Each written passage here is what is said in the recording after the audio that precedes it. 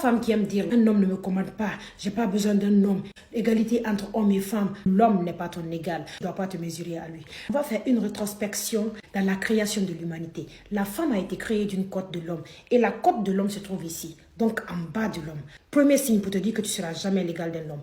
On ne sécrète pas les mêmes hormones. L'œstrogène et la progestérone. Ça nous aide, nous les femmes, à avoir des formes de femmes, à avoir une voix souple, une voix qui nous permet d'être féminine. Les hormones que nous sécrétons, ça nous donne des comportements féminins avec une silhouette magique. Et eux, l'hormone qui sécrètent, c'est la testostérone. Cette hormone-là, ça leur donne l'esprit de challenge, l'esprit du pouvoir, l'esprit de la lutte. Ça leur donne leur physique, ça leur donne leur pilosité. Ça fait qu'ils ont beaucoup de poils un peu partout. Ça fait qu'ils ont une voix rauque. Ça fait qu'ils sont imposants. Ça fait qu'ils ont la carrure du roi.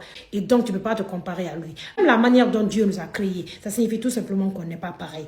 Lorsqu'il y a un naufrage dans un bateau et que tu es avec ton petit chéri, si on doit venir sauver des gens, on sauvera d'abord les femmes et les enfants. Parce qu'on pense que les femmes et les enfants sont vulnérables. Parce qu'on pense que les hommes peuvent se sauver. Dans ce temps, est-ce que tu serais capable de dire que tu es égal de l'homme? Pendant cette guerre en Ukraine, toutes les femmes et les enfants sont sortis comme réfugiés. Mais ils ont demandé à ce que les hommes restent pour défendre leur patrie. Est-ce que tu peux te comparer à un homme?